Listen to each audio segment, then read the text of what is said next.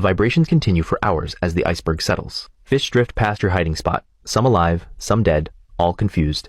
When the water finally calms, you emerge to find the landscape completely changed. Rocks have shifted, and you feed yourself on the dead fish and creatures to survive for months. 4 months pass, and the light is dying. Antarctic winter brings total darkness for the next 4 months, and your body knows what's coming. It's going to be an interesting and scary chapter of your life. Your metabolism crashes.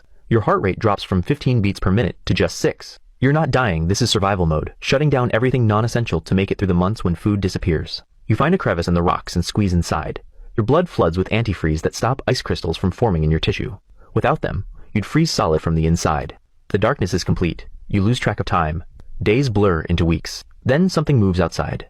A massive shape sliding past your crevice, probing cracks with its snout. The same toothfish species that almost killed you during the iceberg collapse. It stops at your crack. You feel its body there, blocking the entrance. Your heart is beating so slowly, you're barely circulating blood. If it finds you, you can't fight. You can't run. You can only wait. The toothfish probes the entrance twice, then it moves on. You stay frozen in your crevice for another week before you're certain it's gone. When spring returns and light filters back through the ice, you're skeletal. You've lost 15% of your body weight. Most of your generation didn't survive winter, but you did. Barely. You emerge from the long sleep desperate for food. Your body is consuming itself. You spot movement near the rocks. Another ice fish, smaller than you. You've never considered this before. But hunger is making decisions now. The smaller ice fish catches a krill and stops to swallow it. That's your window. You strike from behind, your jaws clamping down on its tail. The smaller ice fish spins and bites back, its teeth tearing into your side. You're locked together now, both bleeding, both fighting. But your jaws are bigger. It convulses 3 times, then goes still. You swallow it piece by piece, your own species. Because winter left you no choice. You are bleeding. But you're full for the first time in months. You just became the thing you've been running from your entire life. A year of hunting and hiding brings you to 25 centimeters. That's when you hear it. A deep crack above. You look up and see the ice shelf splitting. Breaking away, and it's falling. The ice slab crashes down, and it's sinking fast. You try to swim toward open water, but the current drags you sideways. The slab hits the seafloor and pins you underneath it. Your heart hammers really fast. You force yourself to calm down and search for gaps. You find a crack in the ice. It's barely wider than your body. You push your head through and immediately get stuck. You can't move forward or backward. The ice shifts. If it closes this gap, you're dead. You exhale completely and push with everything you have.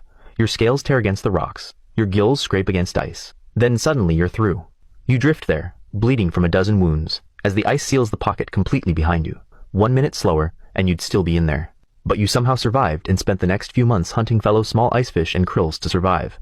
But then something happens that you could never have expected. 6 months later, you're 30 centimeters, hunting on the seafloor when blood hits the water. Something big just died above. You look up and see a dead seal pup sinking, killed by a leopard seal, and escaped before being eaten. You know you should leave, but you haven't eaten in 2 weeks. You start swimming toward it.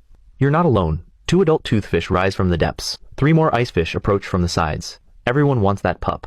You reach it first. You tear into the soft flesh while watching for threats. The first toothfish arrives and lunges at you. You dodge and keep feeding.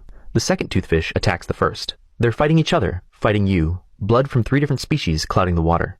That's when the leopard seal returns. It explodes into the feeding frenzy, jaws wide. It catches one of the toothfish and shakes it so violently that the fish breaks in half. Every fish scatters. You dive for the seafloor.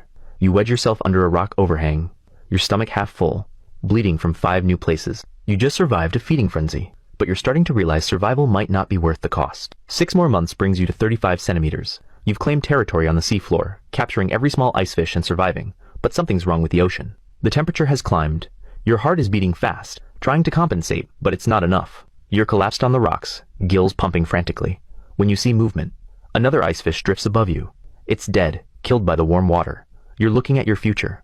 That's when you feel the familiar pressure change. You know what it is before you look. The scarred seal. The same one that's hunted these waters since you were born. It's descending from above, and this time you can't run. Your heart is already maxed out from the warm water. Your muscles barely respond. The seal circles once. It recognizes you too, the fish that's escaped it a dozen times. Not today. It lunges. You're too slow. The seal's jaws close around your midsection, and you feel crushing pressure. Then nothing.